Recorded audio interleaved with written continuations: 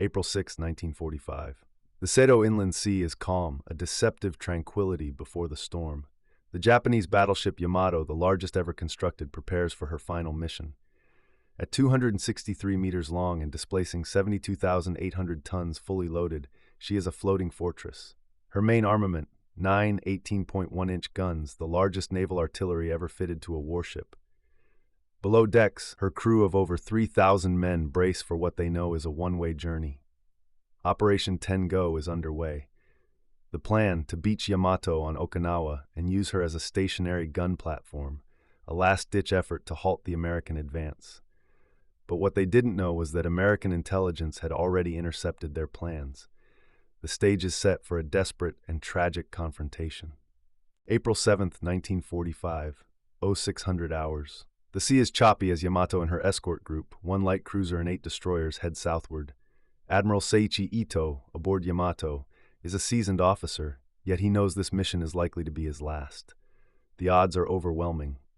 The Imperial Japanese Navy has suffered crippling losses, and this sortie is a desperate, symbolic gesture.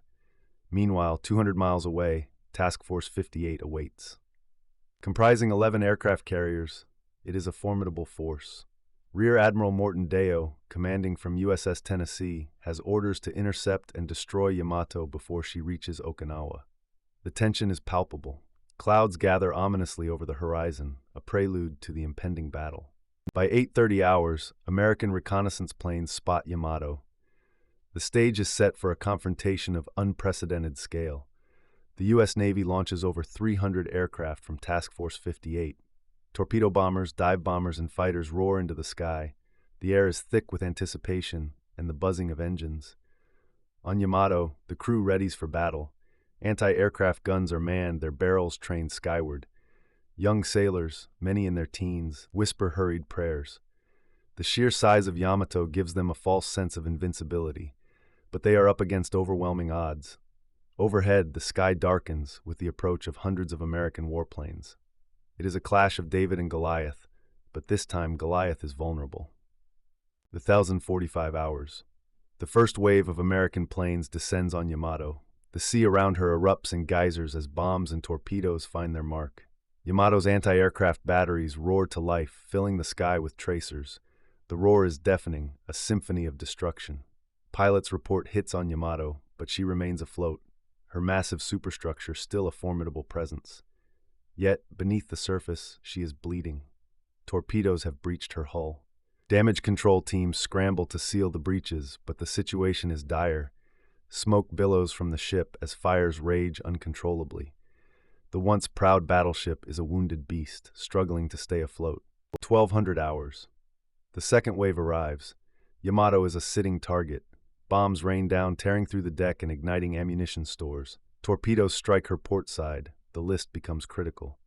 On board, chaos reigns. Sailors fight fires, tend to the wounded, and try to stabilize the ship. Admiral Ito remains stoic, a symbol of resolve amidst the chaos. He knows the mission is doomed, yet orders persist. Reports suggest the ship must be scuttled to prevent capture. But there is no time. The list worsens, and the order to abandon ship is given. Yamato, once the pride of the Imperial Japanese Navy, is on the brink of sinking. 1,400 hours. The end is near. Yamato capsizes, her massive hull rolling onto its side. A final series of explosions rip through the ship as water floods her decks. The sound is a mix of metal groaning and the roar of detonations.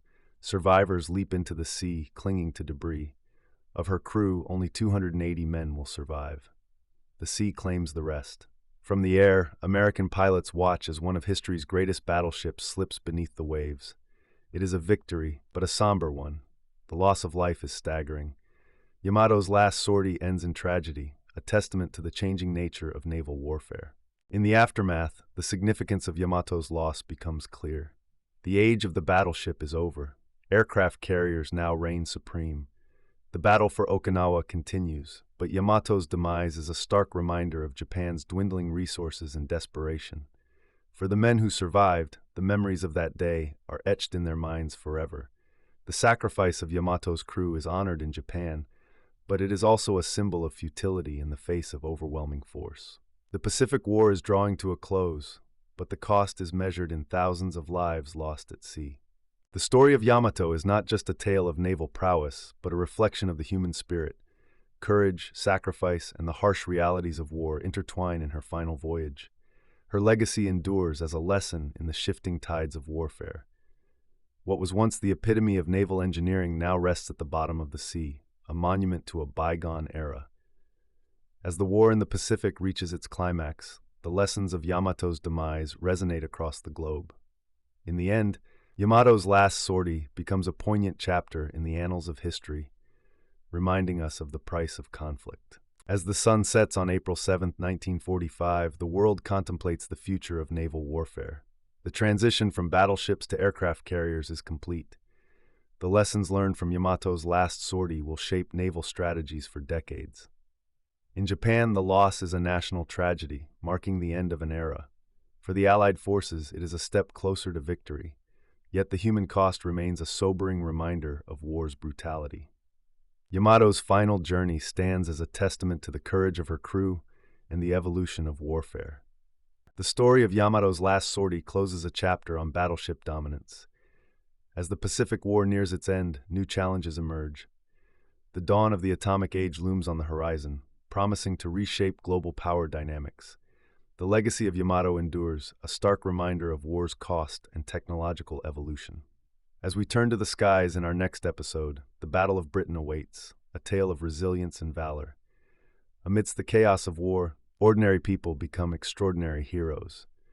Join us as we explore the courage of the few who stood against overwhelming odds.